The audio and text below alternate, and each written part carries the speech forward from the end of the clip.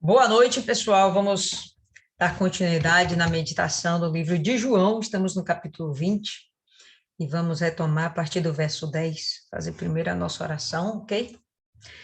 Senhor nosso Deus e querido Pai, estamos aqui, meu Deus, outra vez, reunidas no teu santo nome, buscando, meu Pai, a tua santa presença, querendo, meu Deus, aprender mais do Senhor, para podermos ensinar, meu Pai, a todos aqueles que ainda não te conhecem. De modo, meu Pai, que nós te pedimos que o Senhor venha nos capacitar, abrir o nosso entendimento e fazer com que a gente compreenda, meu Pai, a tua palavra. É um universo imenso, de novo conhecimento, de novo entendimento. E, sinceramente, Deus, não somos capazes de absorver a imensidão de conteúdo que existe em cada versículo. Mas se o Senhor puder nos revelar, ainda que uma pouca coisa, ainda assim sairemos daqui hoje recheadas da tua plenitude. Que o Senhor venha, meu Deus, nos revelar ainda mais. Nós estamos com sede de ti. E que o Senhor, meu Deus, venha tomar a frente dessa meditação. Aquilo que saia da nossa boca, seja como que saindo da tua boca. Que o Senhor venha nos preparar para grandes coisas, porque nós estamos dispostas a te servir. E com esse desejo de te servir, nós precisamos ser preparadas pelo Senhor.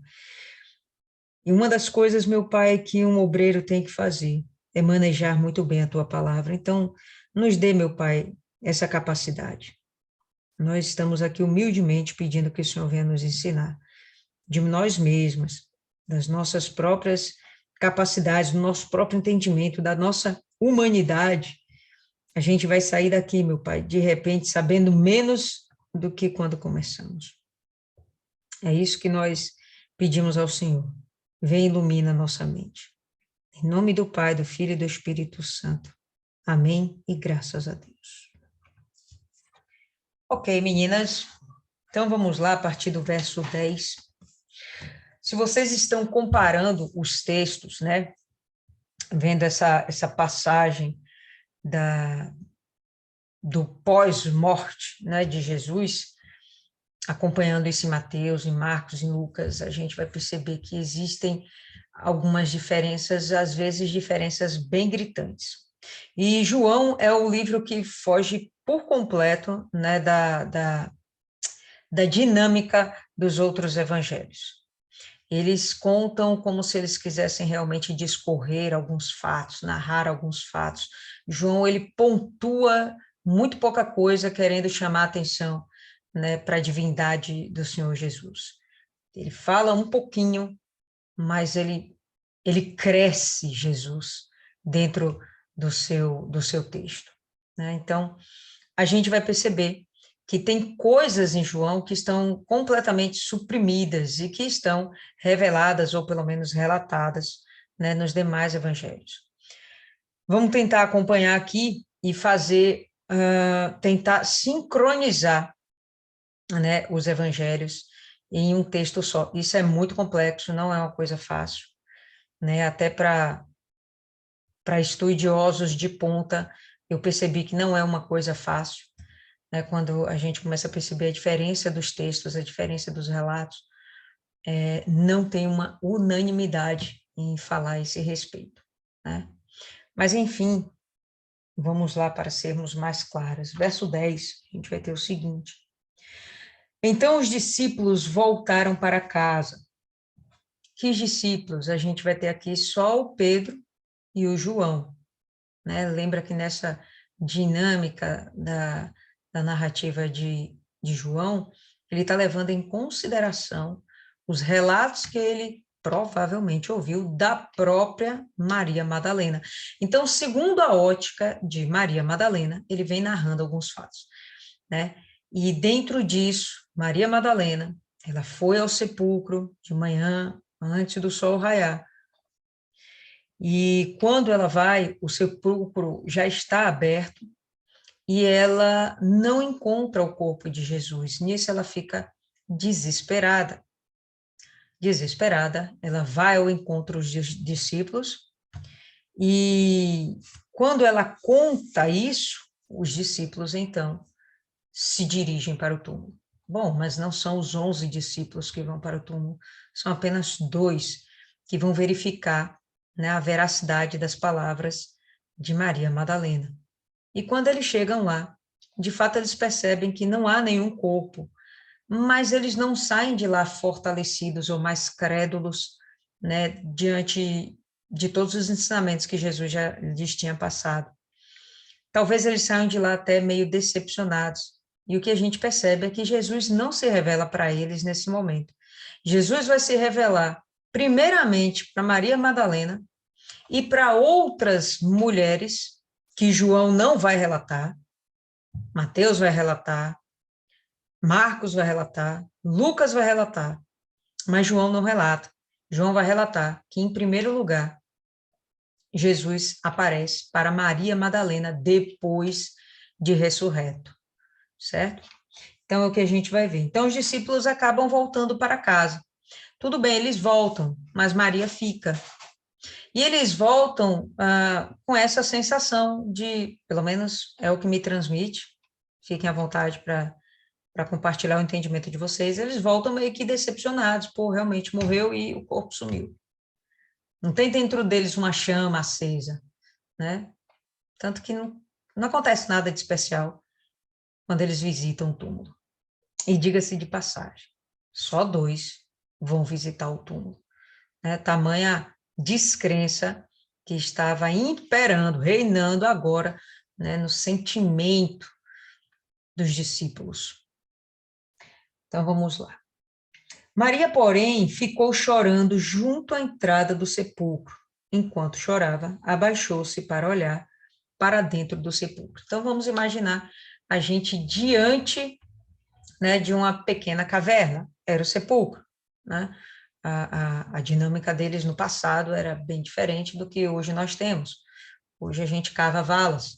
Naquele tempo, eles construíam os sepulcros nas rochas, né, nas montanhas, cavavam dentro das pedras pequenas cavernas, preparavam ali vários leitos e ali seriam depositados, né, os corpos, não de um indivíduo, mas da família daquele indivíduo.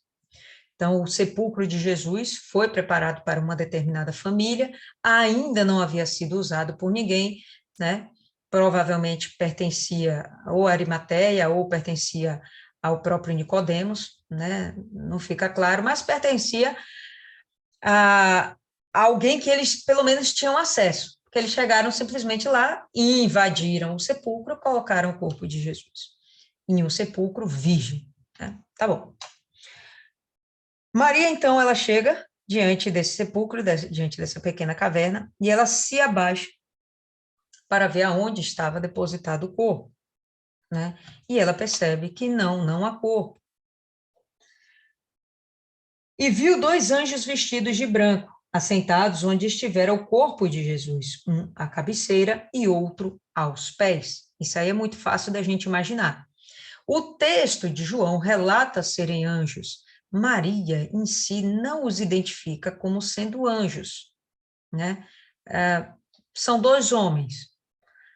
Talvez diante do relato de Maria, e no futuro, de Maria Madalena, e no futuro, diante do compartilhamento dos relatos das outras mulheres, né, dos discípulos em conjunto, João acaba chegando a essa conclusão de que eram anjos. João não viu isso.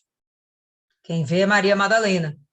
Mas Maria Madalena, nesse momento, não os identifica como anjos. Tanto que ela está tratando como se fossem homens normais, né? Viu 2 anjos vestidos de branco, assentados onde estivera o corpo de Jesus, uma à cabeceira, outro aos pés. Os anjos lhe perguntaram: mulher, por que choras? E ela respondeu: levaram o meu Senhor, não sei onde o puseram. Então, a preocupação dela não é de ver Jesus ressurreto. Você vê que não tem essa crença, né? Não existe essa crença no meio deles. Eles realmente estão esperando o corpo de Jesus para ser preparado, terminar de ser embalsamado. Lembra que eles começaram a fazer isso na sexta-feira da Páscoa, né? Entra o sábado, eles não conseguem concluir e Jesus é sepultado às pressas. Então, todo o trabalho, o serviço do embalsamamento não foi executado por completo. Então, vão lá essas mulheres, João relata só Maria Madalena e Maria, e nessa pegada existem algumas Marias, não saberia realmente dizer se é Maria a mãe de Jesus, possível que sim, mas podem ser outras Marias, como relata os demais evangelhos. Então, vamos lá. Os anjos perguntam por que ela chora, e aí você percebe, né, esse lamento dela. Não é anormal. Para dentro da natureza humana, quando a gente perde alguém, a gente fica lá, não vou dizer nem alguém, alguma coisa também. Né? Quando a gente perde alguém ou alguma coisa, a gente fica ali lamentando. Se foi alguma coisa que valia para a gente, se era algo importante, alguém importante, a gente fica ali lembrando, procurando, buscando, né? Procurando aquilo que no passado existiu, agora já não existe mais. Então ela está lá procurando um sentimento muito humano, muito natural. Tem nada de espiritual nesse comportamento de Maria, assim como não teve nada de espiritual no proceder, né, de Pedro e de João. Ela respondeu: levaram o meu senhor, não sei onde o puseram. Tendo dito isto, voltou-se e viu a Jesus ali em pé. Então, dentro do sepulcro, os anjos falaram com ela, ela não consegue se aperceber que ali são anjos, ela vai dar a volta, como se fosse se afastar do sepulcro. Então, tendo dito isso, voltou-se e viu a Jesus ali em pé, mas não percebeu que era Jesus, né? Então, mais uma vez, ela não tem a expectativa de que Jesus esteja ressuscitado.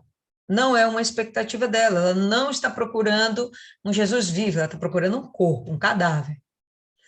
E aí aparece Jesus diante dela e ela não consegue reconhecer Jesus. Jesus está no corpo de glória? O que vocês acham? Fala aí, povo.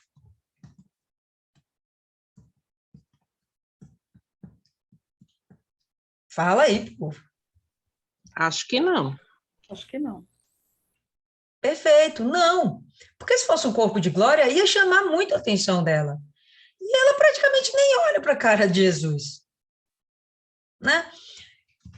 Como a gente já tem aquele entendimento, segundo o livro de Hebreus, que de fato e de verdade existe, né, um templo, um tabernáculo no céu, e a gente entende que Jesus, ele vai se tornar o sumo sacerdote, o representante, né, de toda uma humanidade, e ele tem que apresentar o sacrifício no tabernáculo, no Santo dos Santos.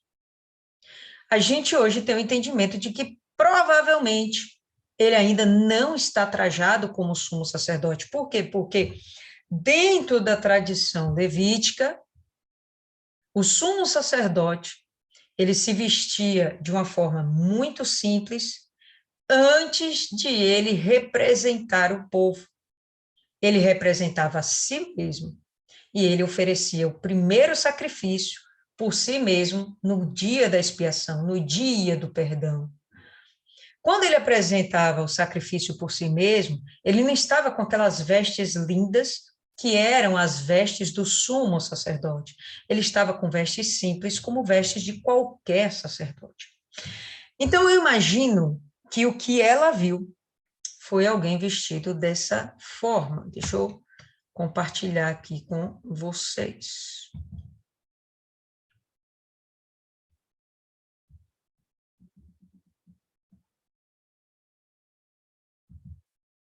Dando para ver aí, pessoal?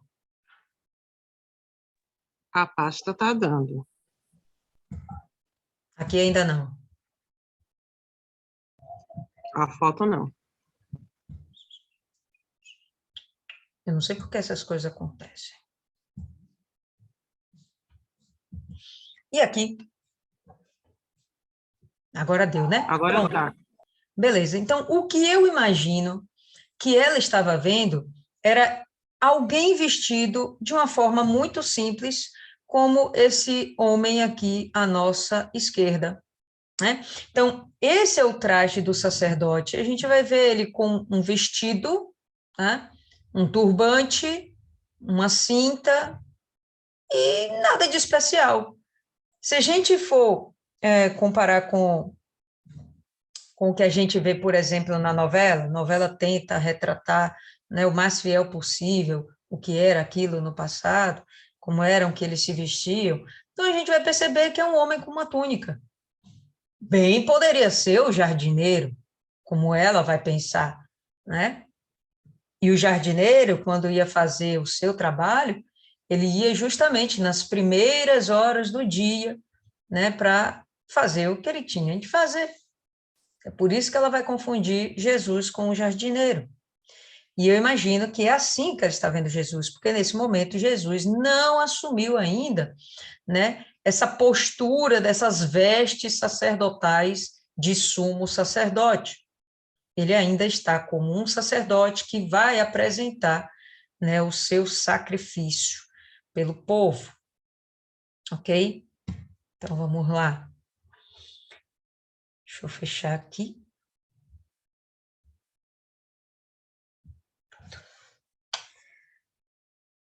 Tendo dito isto, voltou-se, viu Jesus ali em pé, mas não percebeu que era Jesus. Perguntou-lhe Jesus: Mulher, por que choras? Os anjos já tinham perguntado, ela já tinha dado a resposta: Levaram o corpo do meu Senhor.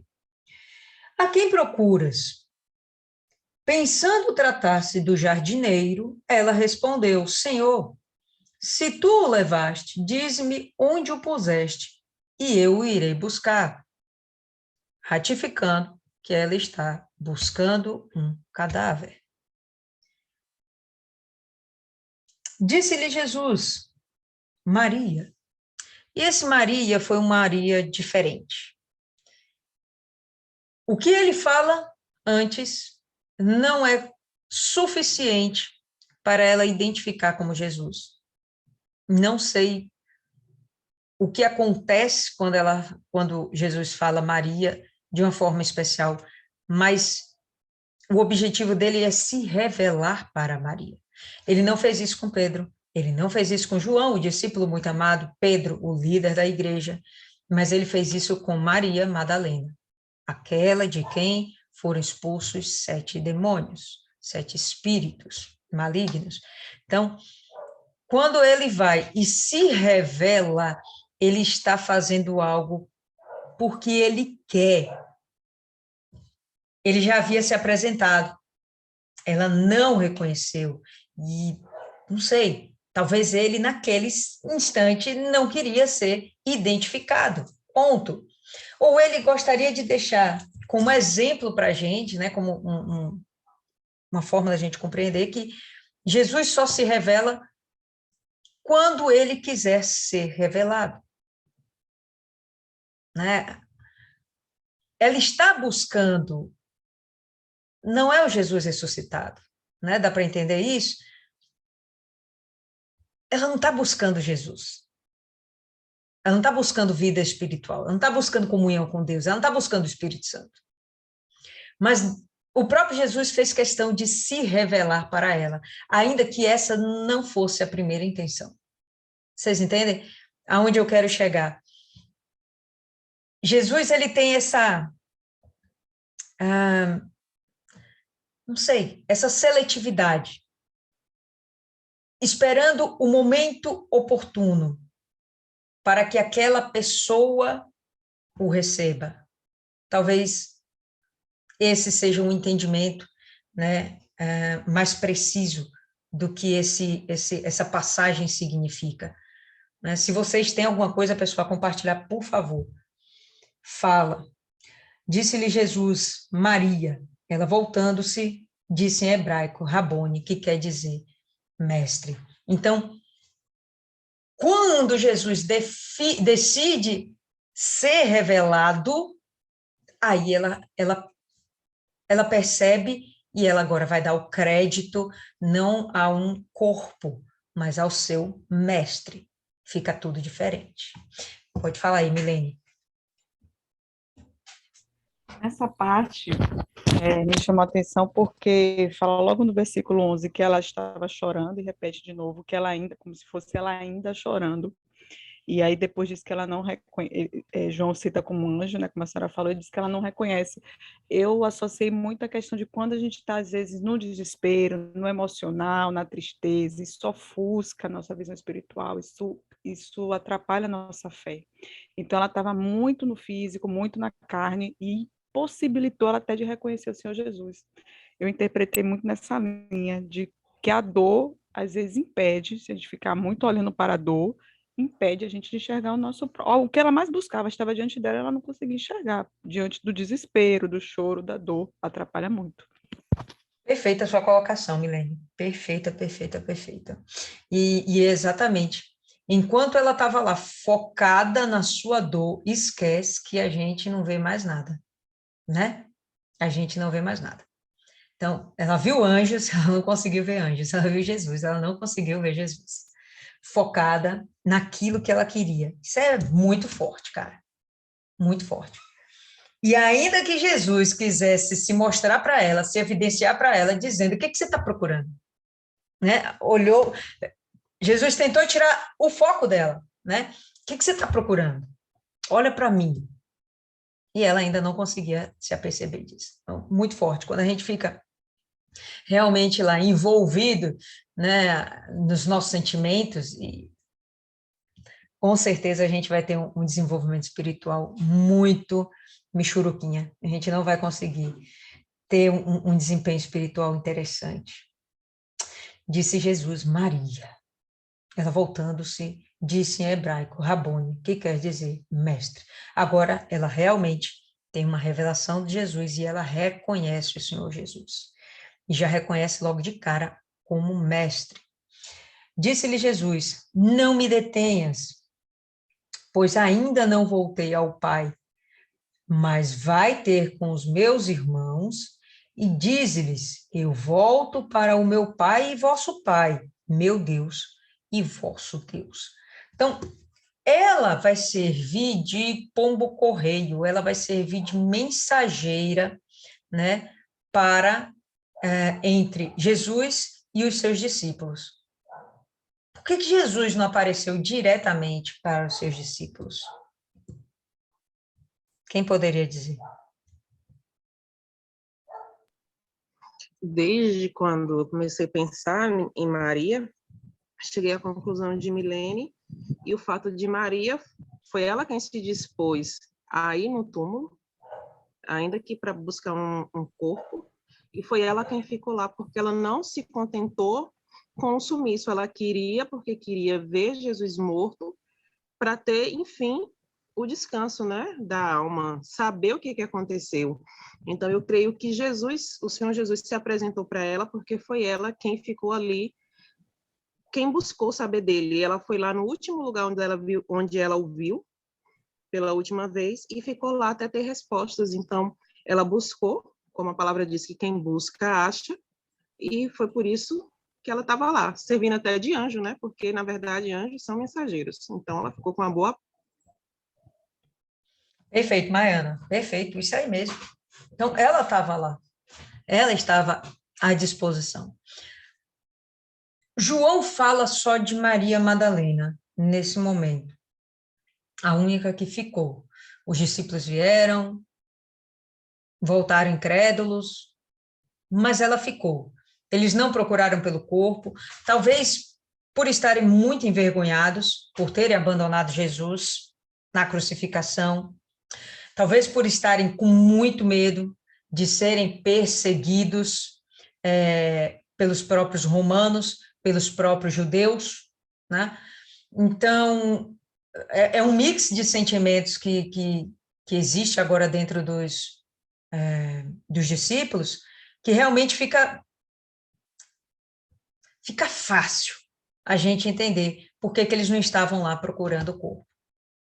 Talvez eles até estivessem olhando para dentro de si, tentando lembrar das palavras de Jesus, tentando achar para si conforto, né? Porque, enfim, eles estavam lá reunidos. Estavam todos reunidos, mas as mulheres é que estavam realmente indo para o túmulo. E o trabalho do embalsamamento poderia realmente ser um ritual típico das mulheres, né? Ela queria prestar suas últimas honras para o Senhor Jesus. Enfim, só quem sabe, né, o sofrimento que passou e a libertação de tal sofrimento dá valor àquilo. Então, ela estava dando realmente muito valor a Jesus, ainda que como querendo reverenciar ainda na morte, né? Mas, enfim, ela que estava lá. E Jesus vai e se revela. Esse não me detenhas, a gente vai entender que é ele, ou melhor, ela querendo se abraçar a ele, ou pelo menos aos seus pés, como a gente vai ver em Mateus, né? As mulheres abraçaram os seus pés. E aí há essa diferença de relato, né? Em João, não, Jesus não se permite ser tocado por Maria. Mas em Mateus, sim, Jesus se permite ser tocado pelas mulheres. Eu imagino aqui que já são tempos diferentes, não tem uma cronologia muito organizada, né, nas narrativas, principalmente até nas narrativas de Mateus. Ele não segue muito bem uma ordem cronológica. Então, pode ter acontecido, pode, é o que eu creio, né? Primeiro ele se revela para Maria. No momento que ele se revela para Maria, ele fala isso aqui, olha, não me detenha, eu ainda não fui para o Pai, mas fale com os meus irmãos que eu estou indo para o Pai, que eu vou ter com eles, vá lá, mande a mensagem de vida e de esperança, porque eu ressuscitei, mas não me toque agora, porque agora eu vou para o Pai. Pronto, ele vai para o Pai, faz o que tem que fazer, o tempo para Deus não é o tempo da gente, né? Então, num átimo de segundo, ele pode ter feito coisas que a gente compreenderia ser dias, né? Enfim, ele conseguiu fazer isso. E de uma forma relativamente rápida aos nossos olhos, dentro da condição humana, ele envia Maria Madalena para os discípulos, depois ele retorna para a região ali ao redor do sepulcro, onde estão as outras mulheres também, e essas outras mulheres o reconhecem, tal, o adoram, agarram seus pés, e ele vai, manda a mesma mensagem, vai falar com os meus irmãos, que eu vou encontrar com eles na Galileia, e por aí vai. Então, realmente, esse primeiro momento de Jesus ressurreto, ele vai estar se revelando para Maria Madalena. E olha, não me toca, porque eu ainda não fui para o Pai, onde ele vai se apresentar, imagino eu, no Santo dos Santos. Maria Madalena foi e anunciou aos discípulos, viu o Senhor e contou o que ele lhe dissera. Então, toda essa história agora, ela conta para os discípulos, João capta, e ele chega e transcreve justamente o que Maria contou. Talvez não com tantos detalhes também, mas o que ele quer é extrair, né, o mais importante da mensagem. Maria Madalena foi quem teve a primeira experiência com Jesus depois que ele ressuscitou. Ela foi usada como mensageiro do próprio Jesus para com os discípulos. Ela vai levar as boas novas aos discípulos. Depois que ela chega lá, os discípulos já estão melhor preparados para então receber Jesus. Chegada a tarde daquele dia, o primeiro dia da semana, e estando fechadas as portas do lugar onde estavam os discípulos, com medo dos judeus, chegou Jesus, pôs-se no meio deles e lhes disse: Paz seja convosco. Quando a gente entende aqui, chegada a tarde, a gente pode entender também o mesmo conceito de noite, tá?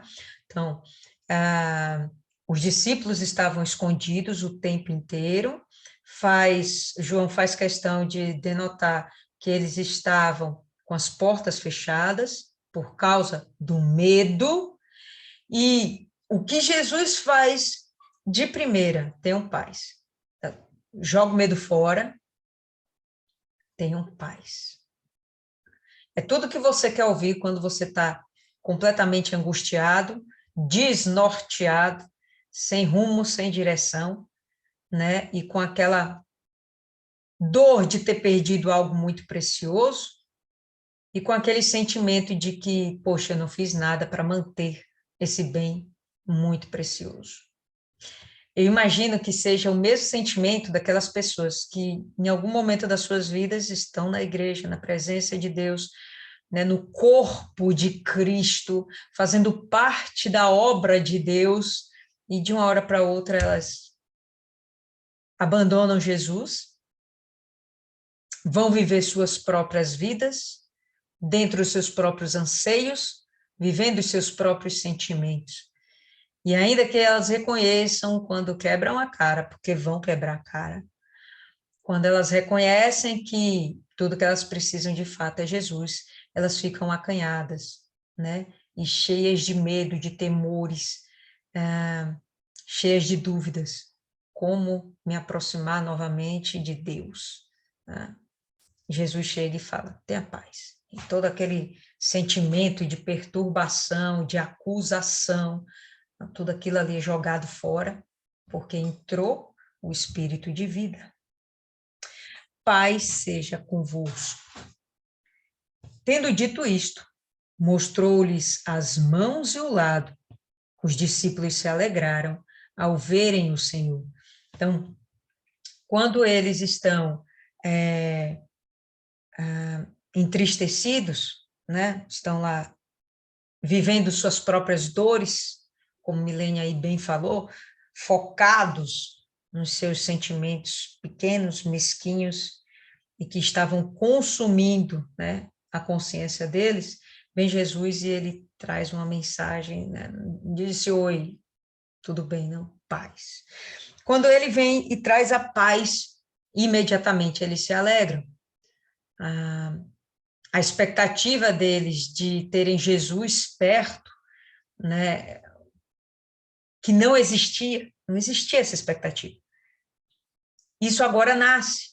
E quando eles veem Jesus cara a cara, então isso é maravilhoso. Então surge dentro deles uma nova esperança, um novo anseio dentro de si.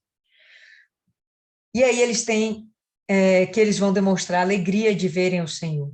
Disse-lhe Jesus, de novo, Pai seja convosco. Assim como o Pai me enviou, eu vos envio. E agora Jesus vai dar a missão da igreja. Ele agora vai formatar, ou melhor, oficializar, formatando ele já estava fazia muito tempo, 3 anos, né? Mas ele agora está oficializando o para quê deles serem discípulos de Cristo. Então, meu Pai me enviou, cumpri minha missão, fiz tudo que Deus quis à risca. Agora, eu envio vocês. E até então eles não estão entendendo muito bem o eu envio vocês, até esse exato segundo. Porque aí vem Jesus e fala, dizendo isto, soprou sobre eles e disse, recebei o Espírito Santo. Pronto, agora sim, eis que tudo se fez luz. A falta de entendimento que existia dentro deles, com certeza vai ser agora, vai dar lugar a toda a verdade que vem junto com o Espírito Santo. Por quê? Porque ele é o Espírito da verdade que guia a toda a verdade. Então, eles agora vão ser imbuídos de um novo entendimento, de novos conceitos. Algo dentro deles vai aflorar, né? Dentro da mente, dentro da consciência deles, de uma forma muito fácil. Por quê? Por causa do Espírito Santo. Já discutimos isso aqui até outras vezes, né? Porque a gente fala, e ela não entende porque Jesus não se revelou para ela ainda, não é o momento dela para com Jesus ainda. E quando vem Esse entendimento é quando o próprio Jesus sopra o Espírito. Pronto, o Espírito dando entendimento, agora eles vão conceber a mensagem da cruz. Vai cair a ficha, vamos dizer assim. Isso aqui é o batismo com o Espírito Santo? Ainda não, mas sim eles estão vivendo a ação do Espírito Santo. O batismo eles vão receber depois, só em Atos que a gente vai ver isso.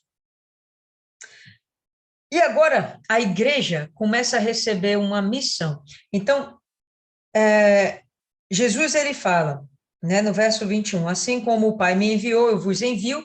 Então, eles estão sendo comissionados, eles estão recebendo uma comissão, são participantes de uma missão maior. A missão maior foi do próprio Jesus, morrer pela humanidade. Agora eles têm uma comissão, eles vão ter que anunciar a morte e ressurreição de Cristo para toda a humanidade.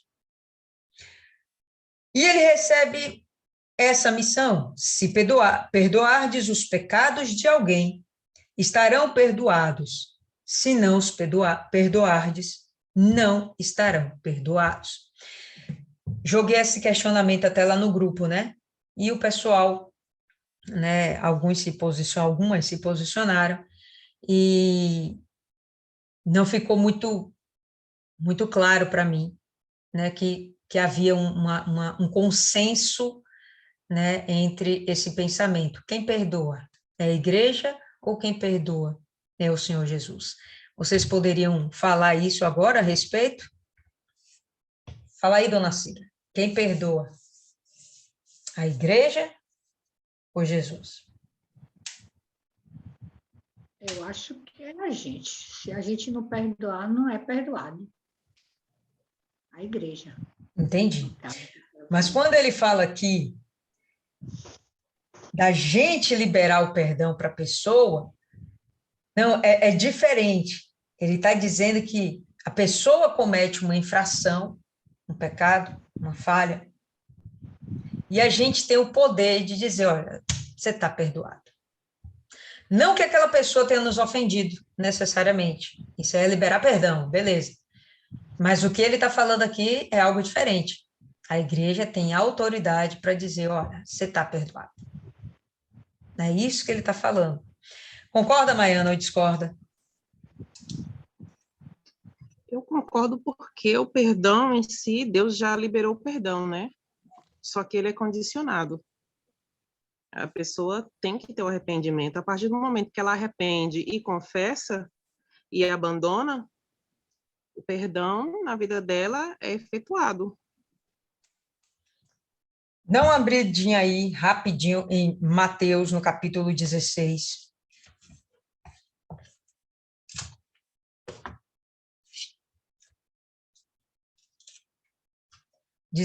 No verso 19.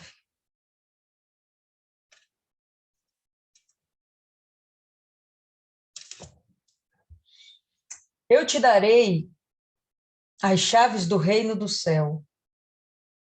E tudo quanto tu ligares na terra será ligado no céu, tudo quanto desligares na terra será desligado no céu. Jesus fala isso por 2 vezes em Mateus. No capítulo 18, verso 18, ele vai falar praticamente a mesma coisa. Pode ir aí. Mateus 18, 18, a gente vai ter Jesus falando, na verdade eu vos digo, tudo que ligardes na terra será ligado no céu, e tudo que desligardes na terra será desligado no céu. Parece que a igreja está recebendo um passe livre para escolher o que quiser, decidir o que quiser, que simplesmente o céu vai conceder. Mas, na verdade, não significa isso. Vamos aí para Atos 16. Atos 16, no verso 4.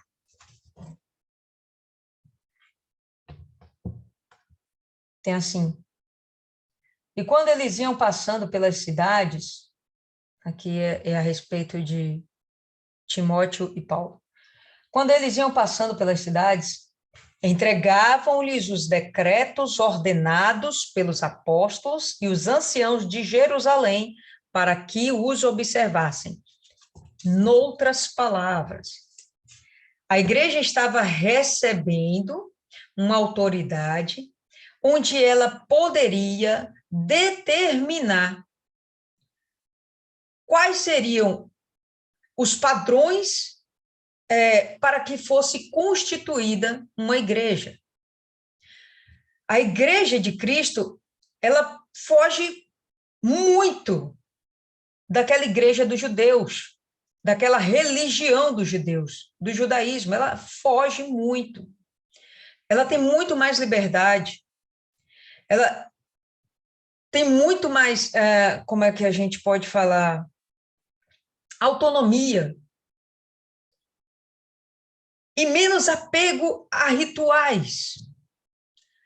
Mas existem regras e normas que devem ser obedecidas. Deus, ou melhor, Jesus, ele deu 2 grandes mandamentos. Dentro desses 2 grandes mandamentos, a igreja poderia esmiuçar outros tantos, obviamente direcionados pelo Espírito Santo, o Espírito da verdade, para formatar o corpo de Cristo. Não está escrito necessariamente na Bíblia que a mulher não pode usar um batom. Mas você imagina uma mulher de Deus que se diz cristã, andando pela rua com um batom preto? Você vai parar assim. Não está escrito na Bíblia que aquilo é pecado. Mas quando você olha, você observa que aquilo é estranho. Aquilo não traz à pessoa uma identidade de santidade. Vocês concordam comigo? Não está escrito que a pessoa não pode usar um biquíni fio dental. Não está escrito. Mas tem que existir uma ordem e decência. Isso a igreja foi formatando. Dá para entender, pessoal? Essa igreja, ela recebe essa autoridade. Vamos ver em João, no capítulo 9. Cadê? No capítulo 9, no verso 41, disse Jesus: se fosseis cegos, ele está falando com os judeus, se fosseis cegos, não teríeis pecado. Mas como agora dizeis, nós vemos, permanece o vosso pecado. Em outras palavras, Jesus acabou de comissionar os seus discípulos para que levem a palavra de Jesus para o mundo. No momento que a pessoa é ignorante espiritual, como a gente está vendo aqui, João 9,41, ela é ignorante espiritual. Não compreende as coisas acerca do reino de Deus. Ok? Mas aí chega a igreja e doutrina ela.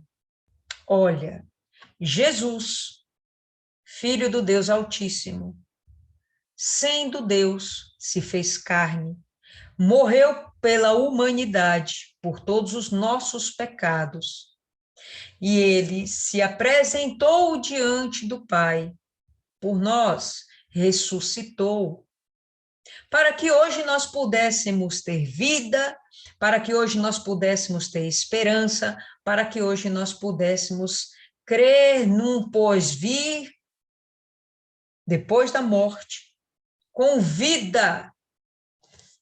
Nós temos a obrigação de levar essa mensagem. Aí a pessoa não aceita a mensagem. Bom, antes da mensagem, ela era desculpável. Por quê? Porque não conhece a verdade. Ela não sabe a diferença entre o crime, né, e a ordem. Ela não sabe a diferença entre o pecado e a santidade. Mas agora eu levei esse entendimento para aquela pessoa. Se você continua nas suas práticas, Agora que você tem o entendimento do que é certo, do que é errado, e continua nas suas práticas erradas, bom, agora você é indesculpável. Seus pecados não podem ser perdoados. Entende? Então, é nesse contexto que Jesus fala, né? Aquele que vocês perdoarem serão perdoados. Quem vocês não perdoarem não serão perdoados. É nesse contexto, porque quando a gente vai levar a mensagem, essas pessoas, a gente sabe que elas recebem a mensagem, mas elas não aceitam e não praticam o amor de Cristo, bom, então elas agora não têm perdão. Não porque a gente não quer perdoar, mas porque levamos a palavra, levamos a mensagem, e eles não quiseram aceitar. Estão compreendendo aí? Essa dinâmica? Beleza? Então, em cima disso aí, tá? A igreja tem o papel de abrir o entendimento das pessoas. É isso aqui que João 9,41 fala, tá? Se fosseis cegos, não terias pecados. Mas só que a igreja vai agora, com o Espírito da verdade, levar luz para essas consciências. Então, mas agora, vocês dizem, nós vemos, ok, mas permanecem no pecado, então, bom, agora vocês não têm mais perdão. Então, papel que a igreja tem é de abrir o entendimento das pessoas. Se essas pessoas não se converterem, então elas permanecem com os pecados delas sobre si. Abre Hebreus 13, só para a gente fechar essa questão. Hebreus.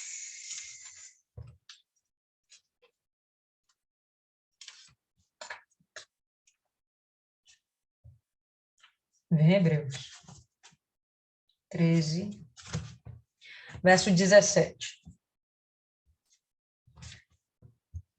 Aí, o autor dos Hebreus fala isso aqui, ó. Obedecei àqueles que vos governam e sujeitai-vos a eles, porque eles velam por vossas almas como aqueles que deverão prestar contas por elas, para que o façam com alegria e não com pesar, porque isso não vos seria útil. Então, mais uma vez aqui, o texto falando da autoridade da igreja. Nós devemos estar submetidos, obedecendo, sujeitos àqueles que nos governam, no sentido daqueles que nos dirigem, que nos ministram a palavra sobre a gente. Por quê? Porque eles velam pelas nossas almas, eles estão lutando pelas nossas almas, como aqueles que deverão prestar conta delas. Por quê? Porque se eles, nossos pastores, né, nossos mentores espirituais, nossos líderes espirituais, eles vão prestar conta da nossa alma. Então, eles vão lutar com todas as forças por nós. Nós hoje lutamos por almas, né? O mural da sua família está aí do seu lado, nós estamos lutando pelas almas das nossas famílias. Né? Por quê? Porque vamos prestar contas dessas almas. Né? Se elas não se converterem por nossa omissão, o sangue delas vão ser cobrados das nossas cabeças. Então, o que a gente faz? Diligentemente, a gente trabalha para cuidar dessas almas. Qual o objetivo, ou melhor, qual a condição dessas pessoas que estamos cuidando? Elas têm de se submeter a gente. Por quê? Porque o que a gente vai estar levando para elas é a palavra de vida. Vocês entendem? A mesma coisa como os nossos pastores trazem para a gente palavra de vida. Eles dão orientação. No passado, os pastores da nossa denominação, eles tinham até muito mais liberdade para dar pitaco, para inferir nas nossas vidas. Então, chegava lá uma jovem, pastor, eu quero casar com fulano. O pastor dizia, não, você não vai casar com ele. Ele não presta, é mau elemento, estou vendo que no futuro não vai dar certo. Ou você não está preparada para casar ainda, você não vai casar. E aquilo era tomada como uma ordem de um pai. Né? Pastor, eu quero me envolver com tal projeto, com tal objetivo. Não, você não vai fazer isso não, isso não lhe compete, não está certo. Quando eu entrei na igreja, eu era doida para morar sozinha, porque aquela altura do campeonato, meu Deus do céu, eu já não suportava mais minha mãe. Manhã estava ficando velha, chata pra cacete. E quem tinha que suportar era só eu e manhã dentro de casa, só eu. Não estava dando mais. E manhã, muito chata, muito chata, muito chata. E eu cheguei e falei com o pastor, olha, vou sair de casa, não está dando mais certo, não vou ficar com amanhã não, está repreendido de sair. Ele chegou e falou, não, você não vai sair de casa, você só vai sair de casa quando for casada. Primeiro que mulher solteira tem que viver dentro da sua família. Eu obedeci, contrariada, devo confessar. Eu já tinha condição de morar sozinha, entendeu? Mas eu cheguei, não, eu vou obedecer. E dentro da obediência eu obtive vitória, minha amiga. Dentro da obediência eu obtive vitória, obtive resposta. Tá certo? Então, aí o texto de Hebreus, ele conclui, para que o façam com alegria, né? Então, se as almas que nós estamos cuidando nos obedecem, né? O que a gente sente com aquilo? Alegria. É como se um pai, uma mãe tem um filho, e o filho é um filho obediente. Alegria. O filho é rebelde. A gente vai começar a fazer aquilo com dor. Os pais vão sentir dor, pela dor até do rebelde, né? E a gente vai sentir a mesma dor pelas almas que não estão entrando dentro daqueles parâmetros que a igreja tem, certo? Então, para que o façam com alegria e não com pesar, porque isso não vos seria útil. Não seria útil nem para aqueles que estão cuidando da alma, porque eles vão ficar sofrendo, e não seria útil nem para aqueles que são rebeldes, porque eles vão sofrer. Tá certo? Então, a igreja, ela recebe essa comissão e ela tem uma autoridade dentro de si.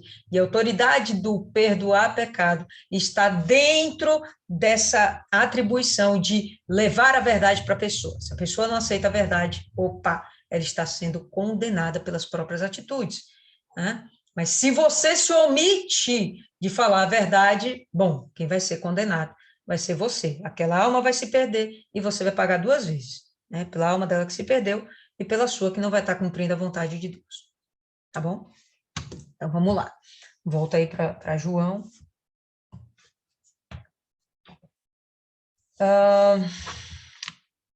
Mas Tomé, um dos 12, chamado Dídimo, não estava com eles quando veio Jesus. Portanto, ou melhor, onde Tomé havia se enfiado. Por que Tomé não estava junto com eles? Olha só que coisa interessante. Abra aí em João, no capítulo 11. João 11.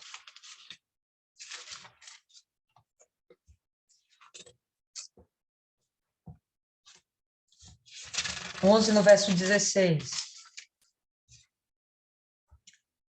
Jesus, ele estava dizendo que ele iria voltar para Jerusalém, ele estava dizendo que ele ia morrer, e enfim, né? 16. Disse, pois, Tomé, chamado Dídimo, aos condiscípulos, vamos nós também para morrermos com ele. O que eu quero trazer com esse verso? Não é que Tomé não gostava de Jesus. Vamos lá morrer com ele. Não, é porque ele amava Jesus. Ele não queria que Jesus morresse só. Só que o que ele falava estava vindo da pureza da alma dele, da inocência dele, de não compreender ainda a mensagem que Jesus estava falando, que era necessário que ele morresse para que ele pudesse ressuscitar depois. Então, Tomé é um dos primeiros a dizer, não vamos deixar ele sozinho, não, vamos junto com ele, vamos morrer com ele. Só que quando Tomé fala isso, ele não fala na expectativa da ressurreição. E é isso que a gente vai ver agora em João 20. Ele havia falado isso porque ele sabia que Jesus ia morrer, ponto final. Vou morrer junto com Jesus, porque depois de Jesus, acho que essa vida aqui nem faz mais muito sentido. Ponto final. Mas ele amava Jesus, tá? Ele amava Jesus. Ele só não cria que Jesus ia ressuscitar. Então, volta aí para João 20, 24. Mas Tomé, um dos 12, chamado Dídimo, não estava com eles quando veio Jesus. Portanto, os outros discípulos diziam-lhe, nós vimos Jesus. Mas ele disse-lhes, a não ser que eu veja em suas mãos, a marca dos cravos, e não puser o meu dedo na marca dos cravos, e não puser minha mão no seu lado, eu não crerei. Quando Maria Madalena vem e fala para os... Só não está Tomé. Quando ela fala para os 10 discípulos ali presentes, né, eles simplesmente são imbuídos de uma credulidade. Então aparece Jesus, arrebentou. Estão todos felizes, animados, alegres. Junta os 10 discípulos, mais Maria Madalena, talvez até as outras mulheres também a essa altura, fala com ele, olha, nós vimos Jesus, e ele, ixi, não acredito. Pensa num cara incrédulo, porque não bastou o testemunho de 10, 15 pessoas não, velho. Ele tinha que ver realmente para crer, né? E por isso Jesus censura ele. E ele deve ter ficado meio assim, com aquela cara de tacho, pô, eu não acreditei, né? Mas enfim, vamos lá. E 8 dias depois, estavam outra vez os seus discípulos dentro, e com eles Tomé. Então chegou Jesus, estando as portas fechadas, e ficou no meio e disse, paz seja convosco. Jesus aparece. Quando ele fala que as portas estavam fechadas, pode nos remeter àquela ideia de que Jesus atravessou as paredes e ele se pôs lá no centro daquela sala, daquele ambiente, né, e disse, opa, paz seja convosco. Mas pode dizer também, pode significar também que as portas estavam fechadas, porque eles estavam com medo, né? Então eles estavam lá, portas fechadas, e aparece Jesus. Ele pode ter batido na porta, eles abriram, Jesus entrou, mas enfim, eles estavam com medo. Fiquem com a opinião que melhor lhes agradar. Isso realmente não vai fazer muita diferença.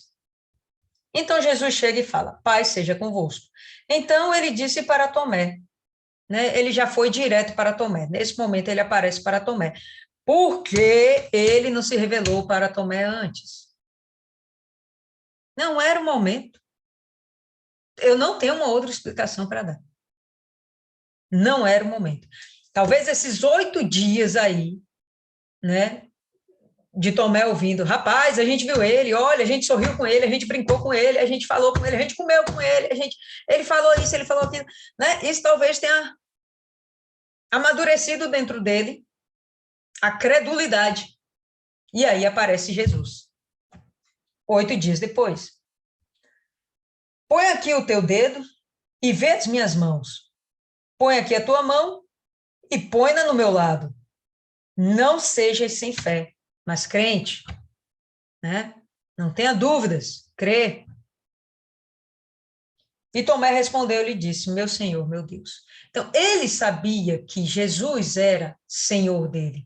Ele só não acreditava que Jesus ressuscitasse. Então, é um incrédulo, aquele de carteirinha mesmo. Passou na fila da incredulidade umas 500 vezes, quando ele foi formado.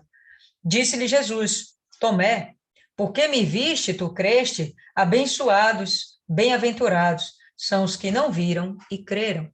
Como nós, a gente não viu, não vimos Jesus, tá? Mas cremos nos testemunhos, diferente de Tomé, que ouviu os testemunhos, não creu, nós cremos nos testemunhos. Por quê? Porque nós também somos testemunhas. Não vimos, mas recebemos dentro da gente a paz, a cura, né? A restauração da família, a restauração da vida financeira e por aí vai. O que você já recebeu. O que não recebeu ainda está por vir. Depende de você, depende da sua credulidade, né? Se você vai precisar ficar mais 8 dias, 8 anos, né? Enfim, para que Deus se revele para você, é uma questão totalmente pessoal. É totalmente você e Deus. Mas se você já se quebranta logo e diz, opa, isso é possível, eu quero isso na minha vida, então vai acontecer. Jesus vai revelar isso para você, vai manifestar isso para você. E muitos outros sinais que não estão escritos nesse livro, verdadeiramente Jesus fez na presença de seus discípulos. Mas estes estão escritos para que possam crer que Jesus é o Cristo, o Messias, o Filho de Deus, para que, crendo, tenhais vida através do seu nome. O grande objetivo de João é isso aqui. esse último versículo do capítulo 20. Fazer com que esses testemunhos provem, por A mais B, que Jesus, ele é o Filho de Deus, o Messias esperado pelos judeus, aquele que formou a igreja, aquele que tirou os pecados do mundo, aquele que nos dá nova vida, aquele que nos fez moradas no céu, que está nos esperando para com ele morar para todo sempre. Então, é esse daqui. Para que crendo tenhas vida através do seu nome, através da presença dele, nem precisa tudo isso. É só através da sua fé. Se você crê através do seu nome, todo o resto, inclusive a sua fé, vai se tornar materializada. A presença de Jesus vai se tornar materializada na pessoa do Espírito Santo habitando dentro da gente. Né? Então, pessoal, é isso aí. Vocês querem acrescentar mais alguma coisa? Fala aí. Ninguém? Jesus na causa, viu? Tudo bem. Quem é que vai fazer aí a oração de encerramento? Maiana, levantou a mão? Vai, Maiana. Pode fazer. Eu levantei a mão porque eu queria falar. Ah, então fale. Dentro desses poucos, com essas poucas pessoas aqui, a gente vê que quando você menos espera, o Senhor Jesus cumpre com cada palavra que ele prometeu. Embora o medo, o desespero tente tomar conta, ele sempre vai se revelar. Porque, por mais que Maria não conseguisse ver, mas ela tinha o firme propósito de encontrar ele. E eu acho que ela sabia que, no fundo, ele ia conseguir encontrar, ela ia ter a resposta, porque ele falou várias coisas, ele prometeu várias coisas, e nenhuma das promessas que ele fez ficou sem se cumprir. E mesmo em meio ao desespero, ele tem uma maneira especial de chamar pela gente, de trazer para perto. Porque quando ele fala mulher, é compreensível que ela não entenda que é ele, porque mulher, qualquer uma chama mulher. Mas Deus, ele nos chama pelo nome. Quando ele chama o nome dela, ela para e olha, não, quem está me chamando não é qualquer pessoa. Então, quantas vezes a gente não vê isso no auge do sofrimento ali, a gente achando que não tem mais saída, ele vem em um pensamento, uma oração que você está fazendo, uma reunião que você está participando, e você ouve claramente a voz dele dentro de você e já não resta mais dúvida. E em meio a todo aquele turbilhão, a paz que ele dá, ele sempre vai trazer essa paz, esse sentido de acalmar o coração. E você consegue perceber que você pode enfrentar o mundo, que ele vai estar sempre ali com você. Ele não vai te deixar só, como ele fala em alguns livros ali, estarei convosco até a consumação do século. E o mais importante é isso, é que quando todo mundo sair, cada um lida com a dor de um jeito diferente. Às vezes a gente pode chegar a dizer, porque eles foram cobardes, porque eles correram.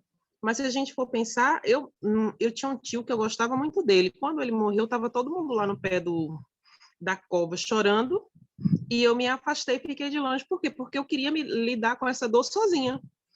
Então, nem todo mundo quer ser consolado, nem todo mundo quer que esteja outras pessoas. Às vezes, você vai ter que lidar com a sua dor, só você. Precisa esse momento do luto. Mas o importante é que, em qualquer momento, fazer o que Maria fez. Ela foi procurar Jesus em meio à dor, em meio ao desespero, ainda que um Jesus morto, mas ela queria ter o consolo de saber que ela ia encontrar Jesus, e Jesus se faz presente nesse momento. Quando de verdade você se volta para ele, quando você o busca, ele encontra. E eu acho interessante que hoje, digamos que eu participei na reunião e ali eu tive uma experiência com o Senhor Jesus. E vem as coisas boas, vem as respostas quando ele, como que eu vou falar? Ele dá nossas petições, né? A euforia, a alegria, muitas vezes a gente nem agradece quando recebe a graça que pediu. E toca a vida. E quando vem de novo os problemas, poxa, tem pessoas que até esquecem de Deus. Aquelas pessoas que um dia serviram a ele, como a senhora falou aí, serviu e hoje não serve mais.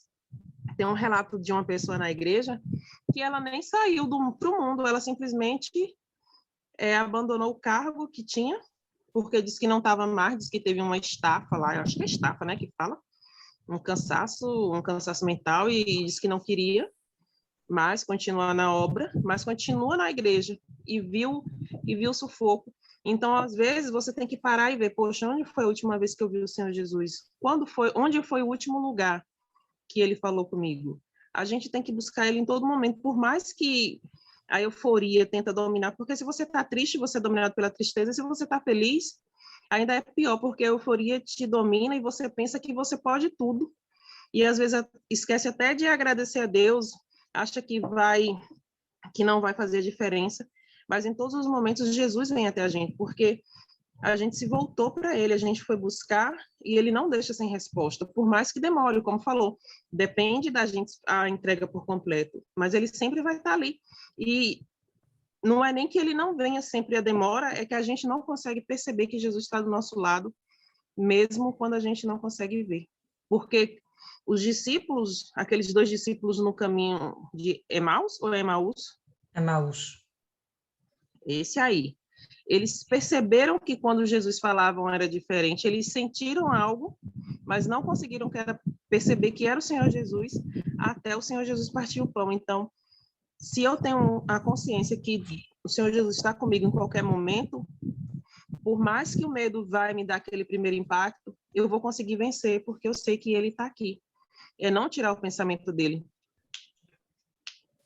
Perfeito, muito bem colocado. Interessante que ele vem, e por 2 vezes, né, no primeiro encontro, ele fala, paz seja convosco. Quando ele vem, no segundo encontro, relatado por João, mais uma vez ele vem com aquela ideia de paz seja convosco, né, sempre trazendo essa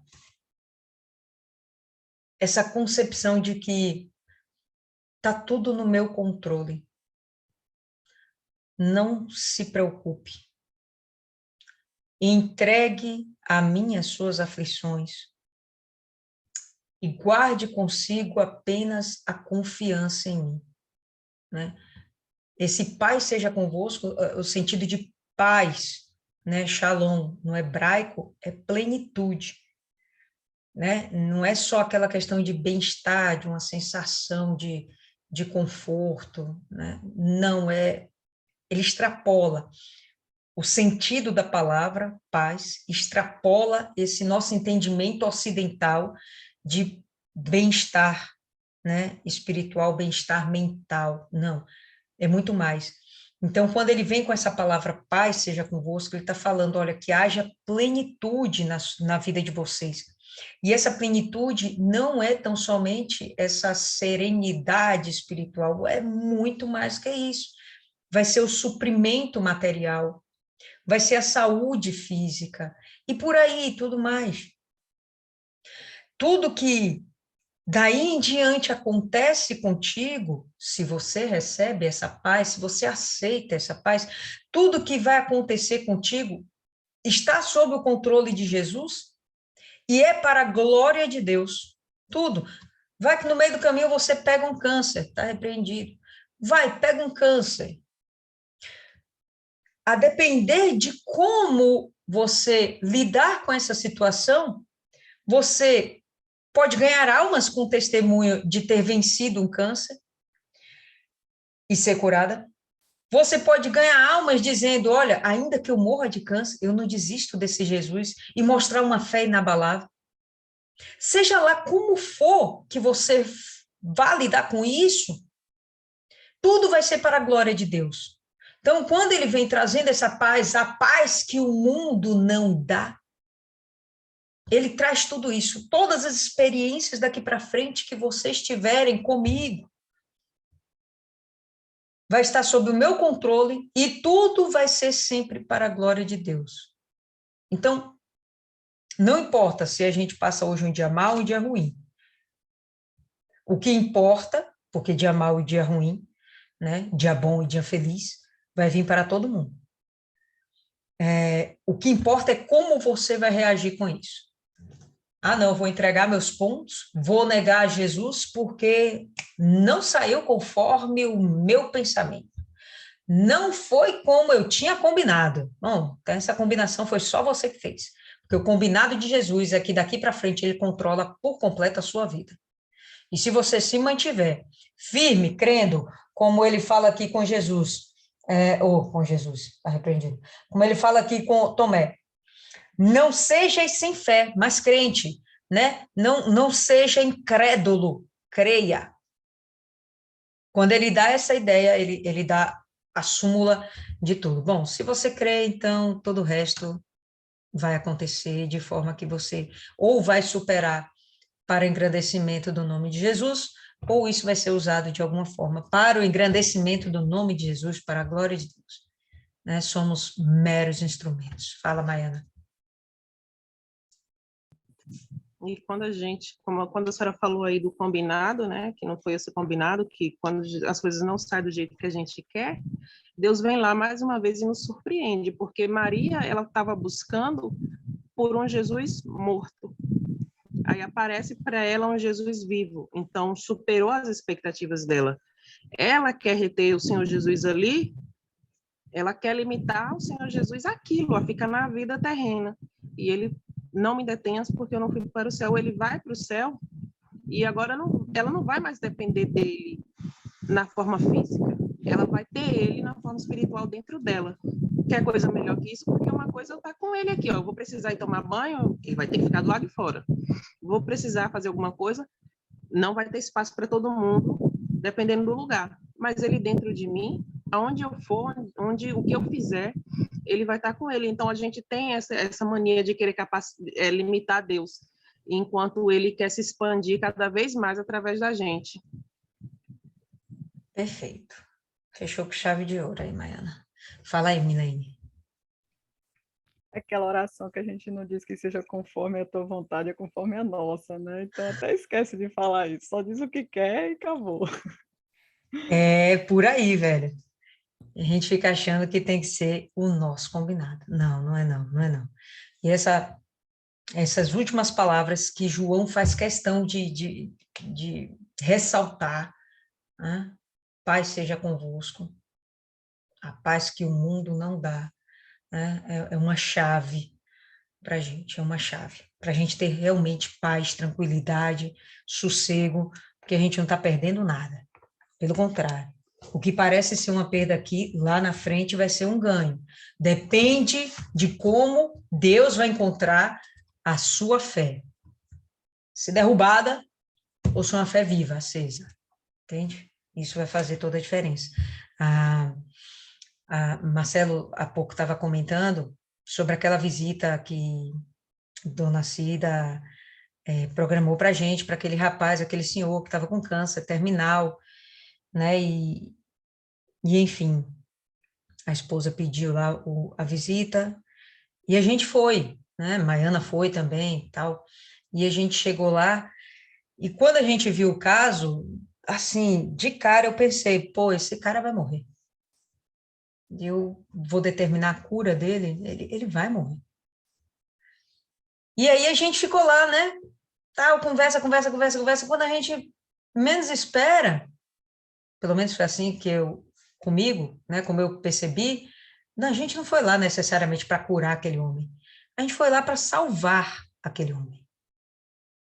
Porque ele ainda não tinha recebido o batismo das águas, havia alguns entendimentos que ele não tinha recebido, que a igreja ainda não tinha levado para ele. Eu não estou falando de igreja e instituição, estou falando do corpo de Cristo. A igreja ainda não tinha levado isso para ele. Quando a gente chegou lá, a gente levou, o cara estava com um semblante, quando a gente saiu, ele estava com outro semblante, ele estava morto, e a gente saiu, já deixou o cara sorrindo, sentadinho, estava riado na cama, já estava sentadinho. Maravilha. Algum tempo depois ele morre. A morte dele foi uma tristeza, uma angústia? Sinceramente, para mim, não. Porque realmente não é alguém por quem eu tenho apego. Mas eu, por outro lado, tive para com ele uma visão espiritual né? Meu trabalho, minha visita lá, ele foi de puro conteúdo espiritual. Meu objetivo é que esse homem fosse salvo, e com certeza isso me alegrou, de saber que ele morreu, mas estava salvo. Acabou o sofrimento dele aqui na Terra, a firmeza do caráter dele, junto com a esposa, né, vai servir de testemunho para os filhos, para as gerações, entendeu? A fé dele em Deus. A depender de como ele morreu, né? Eu imagino que não necessariamente conformado com a doença, mas conformado com o fato de que chegou o momento dele morrer, ponto, né? Para a morte a gente precisa de uma desculpa. E vou ver Jesus, agora eu vou encontrar Jesus, né? Não em carne e osso, mas em espírito, né? Em corpo de glória, vou ver Jesus. Então, isso para mim me deixa muito mais feliz do que saber que esse homem foi curado e continua aqui correndo risco até de perder a salvação, né? De não ser devidamente grato. Bom, dentro da vontade de Deus, se cumpriu a vontade de Deus para a glória de Deus. Acabou. Então, os momentos ruins, né, as desavenças, as coisas podem vir, mas está confiante? Então, fica tranquilo. Vai ser tudo para a glória de Deus e a sua salvação está garantida. Isso é o que é o mais importante. Beleza? Quem faz aí a oração final? Maiana, você tinha levantado a mão, Maiana. A Milene decidiu fazer. Esqueça, Maiana, perdeu a vez. Milene.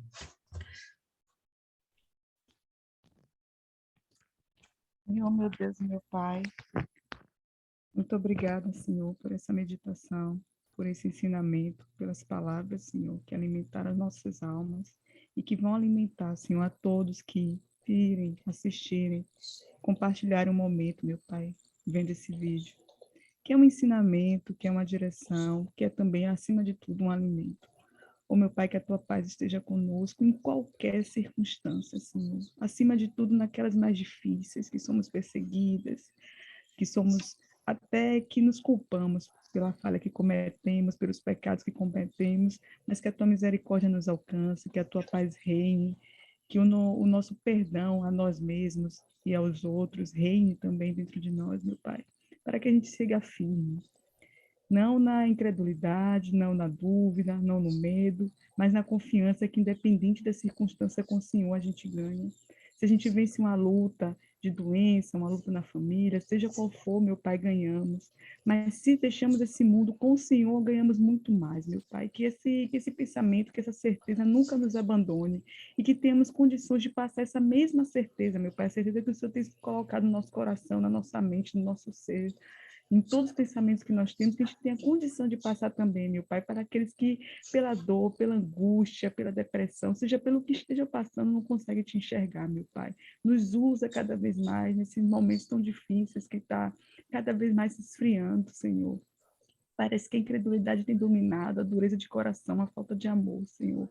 Mas aqui estamos, e estamos aqui ainda porque o Senhor quer nos usar.